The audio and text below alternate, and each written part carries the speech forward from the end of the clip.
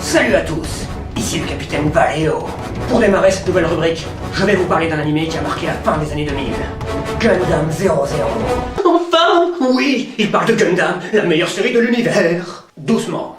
C'est quoi Gundam? Tu déconnes? Même moi, je sais ce que c'est. Bon, ok, on va d'abord parler de la saga Gundam. Non mais, en fait, je m'en fous de Gundam. Silence, infidèle. Alors, Gundam est une saga de science-fiction ayant démarré en 1979, soit 2 ans avant la création de Metallica, pour resituer dans le contexte. C'est une saga car elle est composée de plusieurs animés. Chacun de ces animés dispose de son propre univers. Néanmoins, ils ont tous des gros points communs. On y retrouve toujours l'humanité, qui vit dans des colonies spatiales. Les colonies sont toujours des gros cylindres qui sont situés entre la Terre et la Lune. Ces colonies sont souvent opprimées par la Terre. Le ou les héros proviennent d'une de ces colonies. Un des méchants porte un masque moche. Capitaine, vous oubliez un truc. Un truc? Ah oui, il y a aussi la présence de putains de robots géants. Des robots géants? Oui, c'est d'ailleurs le nerf de la série.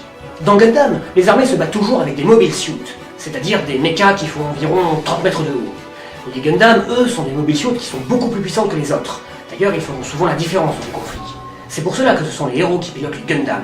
Ça a l'air naze. Ça a l'air cool. C'est cool. Il y a donc eu plusieurs séries. La première fut Mobile Suit Gundam. Ensuite, nous avons eu Mobile Suit Zeta Gundam, qui est la suite directe de la première. Ensuite, dans les années 90, nous avons eu Gundam Wing, qui se situe dans une timeline différente des premières séries. Ensuite, au début des années 2000, nous avons eu Gundam Seed, qui elle aussi se situe dans une timeline différente. Ensuite, vers la fin des années 2000, nous avons eu Gundam 00, dont nous avons parlé. Ensuite, nous avons eu Gundam Age, au début des années 2010. Et à présent, nous avons Gundam Big Fighters. Il y a aussi la série Gundam. Oui, il y a plein d'autres séries, OAV, films et mangas. Cette série est une des plus populaires du Japon. Mais je ne vais pas parler de tout. Tant pis. Oh, tant mieux. Donc, Gundam 00. C'est la seule série située dans un futur direct par rapport au nôtre. Les dates utilisant le calendrier chrétien. D'habitude, dans une série Gundam, les dates sont exprimées dans un calendrier onirique, comme par exemple le calendrier UC, pour Universal Century. L'action se passe en 2307. Nous avons 3 grands consortiums de pays. Il y a l'Union, qui regroupe tous les pays d'Amérique, plus le Japon, et qui est dirigée par les États-Unis d'Amérique. Ensuite, nous avons la HRL, qui est composée de la Chine, de l'Inde et de la Russie. Et enfin, nous avons l'AEU, qui est en gros l'Union européenne. Ces 3 grandes puissances sont en état de guerre froide, et s'affrontent par états satellites interposés. De plus, la principale source d'énergie est à présent l'énergie solaire, qui est récoltée à partir d'ascenseurs orbitaux. Des quoi? Des ascenseurs orbitaux. Regarde, ça, c'est la Terre. Ici, tu construis une énorme colonne qui te permet d'aller jusque dans l'espace. Ça te permet de sortir facilement de l'atmosphère. En haut, tu récupères l'énergie solaire, et ensuite tu la réachemines vers la planète. Mais ça résoudrait tous les problèmes énergétiques, et ça réglerait les guerres au Proche et Moyen-Orient. Et non! Car les 3 majors qui détiennent l'énergie solaire ont surtaxé les hydrocarbures, ce qui fait que le Moyen-Orient crève de faim. Donc il y a toujours la guerre. Il ne devait pas y avoir des Gundam dans Gundam? Oui, j'y viens. L'action prend place avec l'arrivée des Celestial Beings, un groupe clandestin voulant arrêter la guerre dans le monde. Donc ils attaquent chaque pays qui déclenche un conflit.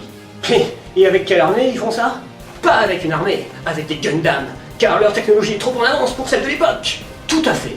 L'anime nous fait suivre 4 pilotes de Gundam, dont Setsuna, un moyen-oriental ancien enfant soldat qui avait été endoctriné et avait participé à une guerre sainte avant de comprendre qu'il avait été simplement utilisé.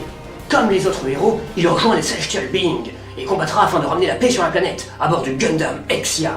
Et au passage, il sera confronté à son ancien gourou. Ouais, c'est pas assez shonen pour moi. Putain, ça a l'air gavé bien. Mais ça l'est. Et vous n'avez pas tout vu. Comme d'habitude dans la saga Gundam, la série montre l'absurdité de la guerre et ne se complaît jamais dans l'apologie du conflit. Chaque personnage a ses propres motivations, et chaque mort, quel que soit le camp où elle survient, est vraiment déchirante. Capitaine, pour illustrer vos propos, vous pourriez peut-être montrer une image du Gundam Exia, ou d'un des mobiles... Non! Dois-je vous rappeler que nous sommes au bord de la destruction? Nous ne prendrons aucun risque. Bien, capitaine. Ce qui est intéressant dans Gundam 00, c'est que l'on ne suit pas uniquement des combattants. On suit aussi des scientifiques tentant de percer les mystères des Gundam, mais aussi des journalistes enquêtant sur l'origine des Celestial Beings, et enfin des civils tentant simplement de trouver leur place dans ce monde troublé. D'un point de vue technique, l'animation est superbe, la BO est top et les combats sont dantesques. Un conseil pour les musiques à écouter? Oui, je recommande les openings 2 et 4. Les autres sont moins bien, particulièrement le 3, qui est méga naze. Les endings aussi sont oubliables. Comme à chaque fois, non? Oui, comme à chaque fois. Donc, si vous voulez voir un excellent thriller politique, si vous voulez voir un conflit déchirant, et surtout, si vous voulez voir des putains de combats de mecha sur Terre et dans l'espace, Alors cet animé est fait pour vous. Je vais le regarder immédiatement. À la bonne heure. Et à la prochaine, avec le capitaine Valléo.